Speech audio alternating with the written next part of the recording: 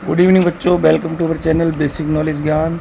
बच्चों आज हम पढ़ रहे हैं टाइम, जो हमने क्लास 4th मैथ में पढ़ा था चैप्टर, उसका part 3, finding the numbers of days from one date to another. ठीक है बच्चों, तो इसमें क्या है, जैसे कोई हमारे को इवेंट या कोई भी दे रखा होता है एक्टिविटी, तो उसका एक डेट से दूसरी डेट तक कितना टाइम लगेगा बच्चों, तो वो हमें कितने डेज होंगे, तो ड्यूरेशन वो निकालने के लिए हम कैसे करेंगे। वाइल कैलकुलेटिंग डेज, जब हम कैलकुलेट करते हैं डेज, तो कभी कभी क्या होता है, we need to include the first और लास्ट डे, और समटाइम्स वी डू नोट। कभी कभी हमें फर्स्ट डे और लास्ट डे नोट करते हैं और कभी कभी ज़रूरत नहीं पड़ती है। तो चेक करते हैं कि किस तरीके से हमने कैलकुलेट करना है बच्चों। जैसे कि यहाँ पे एग्जाम्पल है कि 10 childrens of all the sections of class 4 attend the summer camp from 3 June to 18 June. मतलब क्लास 4th के जो जितने भी सेक्शंस थे उनके 10 चिल्ड्रंस ने यहाँ पे बच्चों ये समर कैंप को अटेंड किया 3 जून से 18 जून तक। What was the duration of summer camp, तो समर कैंप का बच्चों ड्यूरेशन क्या था, तो यहाँ पे हम देखेंगे नंबर ऑफ डेज कितने, 3 जून से 18 जून थे ना, तो 18 जून को हमने चेक करा, तो यहाँ पे टोटल डेज कितने हो जाएंगे, 2 जून, 3 जून से पहले क्या 1 जून और 2 जून, ये माइनस आएंगे बच्चों, तो 18 माइनस ये 2 दिन तो माइनस कर दिए हमने, 3 जून से 18 जून ले लिया, तो 18 माइनस 2 यानी कि 16 डेज बचेंगे। तो duration of summer camp will be 16 days. We subtract 2 instead of 3, जैसे 18 में से 2 सब्ट्रैक्ट क्यों किया, क्योंकि हमने 3 जून को तो इंक्लूड कर लिया ना, 3 जून से लेके 18 जून तक कैंप था इसलिए, ठीक है। तो इसलिए हमने 18 में से 2 माइनस किया, क्योंकि 1 और 2 एक्सक्लूडेड थे, फिर उसके बाद नंबर ऑफ डेज आए 16, ठीक है। इस तरीके से हमने कैलकुलेट कर लिया कि समर कैंप कितने दिनों का था। अब दूसरा एग्जाम्पल बच्चों समझते हैं। Mona fractured her arm and was absent from the school from 27 January to 1 February. Mona का जो आर्म था ना, वो फ्रैक्चर हो गया था, जिसकी वजह से वो अपने स्कूल से एब्सेंट थी कितने दिनों के लिए, 27 जनवरी से लेकर 21 फरवरी तक एब्सेंट थी। तो for how many days she was absent from the school, तो हमें कैलकुलेट करना है कि कितने दिनों के लिए वो एब्सेंट थी।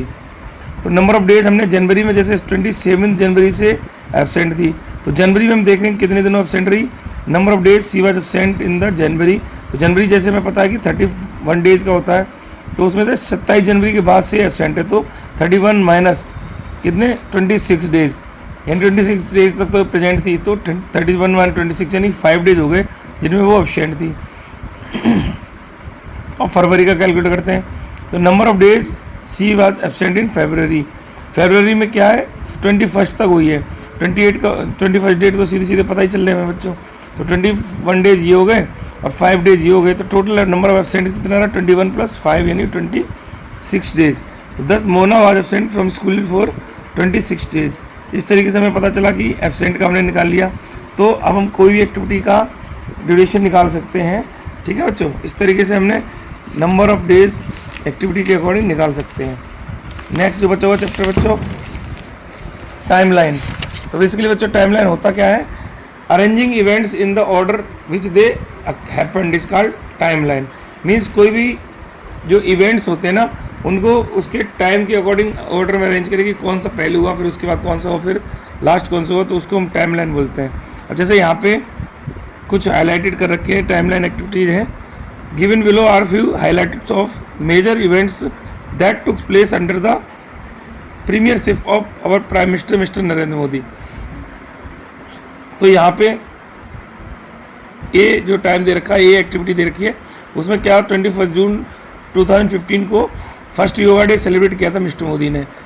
बी एक्टिविटी में दे रखा है कि 26 मई को 2014 को sworn as 14th prime minister of India, इन्होंने 14th प्राइम मिनिस्टर बने, ठीक है, इंडिया के। 13 मई 2019 को कितना किया है, again sworn as prime minister of India, और 13 मई 2019 को दोबारा से ये PM मोदी प्राइम मिनिस्टर बने इंडिया के। डी एक्टिविटी में 3 फरवरी 2019 को क्या हुआ, launches multiple projects in Srinagar में कई सारे प्रोजेक्ट्स लॉन्च किए इन्होंने। ई में एक्टिविटी में क्या है, 8 नवंबर 2016 को क्या किया उन्होंने, announce to demonetization of all ₹500 and 1000 bank notes. इन्होंने क्या करा था, 8 नवंबर 2016 को डिमोनेटाइजेशन, यानी कि डिमोनेटाइजेशन मीन्स जो नोटबंदी थी, जो हमारी करेंसी चल रही थी ना 500 और 1000 की, उसको उन्होंने बंद कर दिया था। 1 मई 2016 को क्या किया था उन्होंने, लॉन्च प्रधानमंत्री उज्ज्वला योजना, उज्ज्वला योजना जो है ना उसको लॉन्च किया था। ठीक है, तो अब हमने सारे इवेंट्स को पहले लिख लिया। अब ये इनको हमने टाइमलाइन के हिसाब से देखा कि कौन सी इवेंट पहले हुआ, डेट और ईयर के बाद। तो इनमें सबसे पुराना क्या है, 2015, 14, 19, 16, 19, यानी सबसे पुराना 2014 है। तो 2014 की एक्टिविटी क्या वी है, तो बी पहले आएगी। फिर उसके बाद 2015 आ गया जून। ठीक है बच्चों, तो जून आ गया। फिर उसके बाद एफ, ये मई आ गया 2016। उसके बाद नेक्स्ट इससे करते हमने सारा टाइम, मंथ और ईयर के अकॉर्डिंग हमने इनको नोट डाउन कर लिया। उसके बाद now write the letter of the date, और जो एक्टिविटी है ना उनके ऊपर इनके डेट लिख दिए, ये लेटर लिख दिए।